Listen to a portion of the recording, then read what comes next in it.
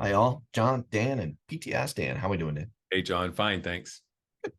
So I was at a conference about 10 days ago, and I sat in on a session where the basic title of the session was double your sales in 30 minutes kind of thing. So it had a high expectation of what I was doing.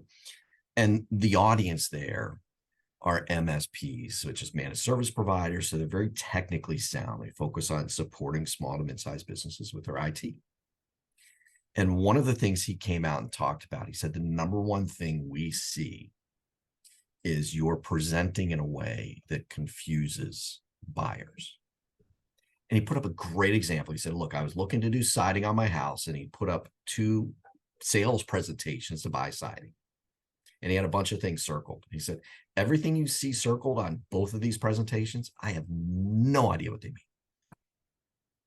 They mean a lot to the person who's going to put up the siding. I'm clueless. And you could tell me 3 times, I'm still going to forget because it's not my focus or that sort of thing.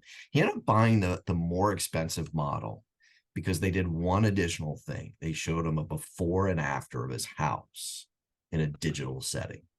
And he said, that's what I want. But what he talked about is he created a selling system for himself that very quickly shows, here's what you're doing now and where your gaps are. Here's what it would look like if you worked with me. Very easy visual. Economics are to the side. Simple. And his comment was, a confused buyer prospect doesn't buy. And I think we tend to confuse our prospects a lot. I thought it was a terrific line.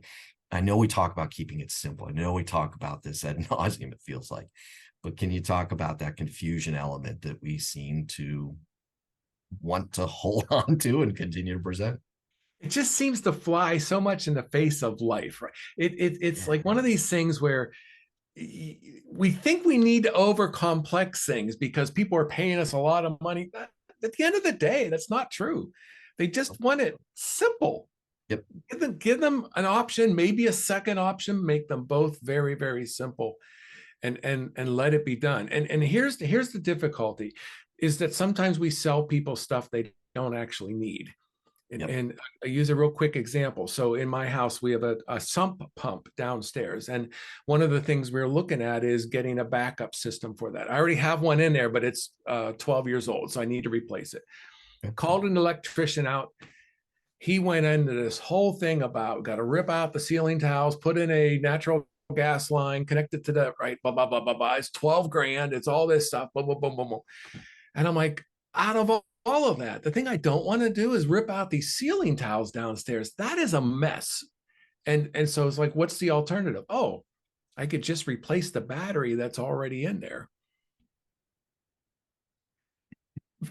If the guy had given me that option, I would have given him the business. And guess what? We have other stuff in this house that needs, of course, I would have brought him in for all of that as well. And so I think that sometimes comes to play.